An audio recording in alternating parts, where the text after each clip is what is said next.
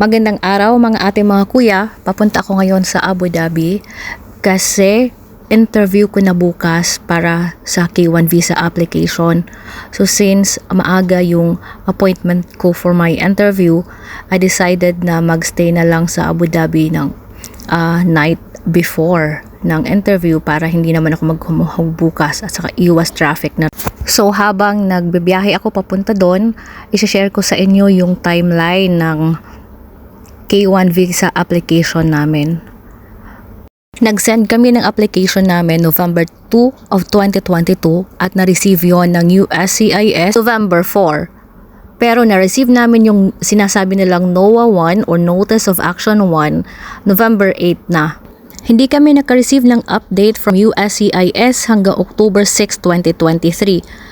We are very thankful na approve yung application namin at wala kaming RFE or request for more evidence. So akala ko after namin maka-receive ng approval, okay na ako for interview. Mag-aantay pa pala ako ng sinasabi nilang NVC case number para makapag-create ako ng account at makapag-fill out ng DS-160, which is yun yung application for the visa sa US Embassy. Na-receive namin ang case number from National Visa Center November 8, 2023. Saka pa lang nakapag-fill out ng DS-160. Without that NVC case number, hindi ka makakapag-fill out ng DS-160 na kakailanganin mo to apply for the K1 visa. Ayun na nga, pagka-fill out ko ng DS-160 form, naghanap ako agad ng earliest available interview appointment sa US Embassy Abu Dhabi. Unfortunately, yung nakita kong earliest available appointment noong November 2023 is last week na ng February of 2024. So, 3 months pa.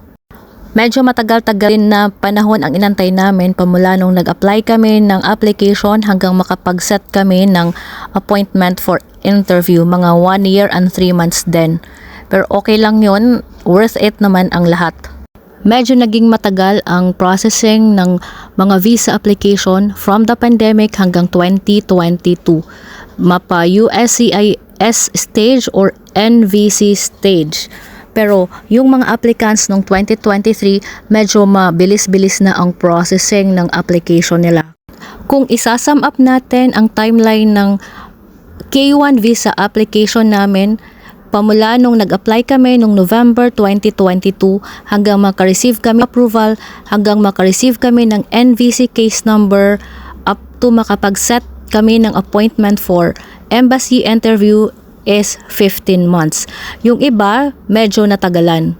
Pero as I said earlier, medyo nagpipick up na ang processing ng USCIS at the same time yung NVC.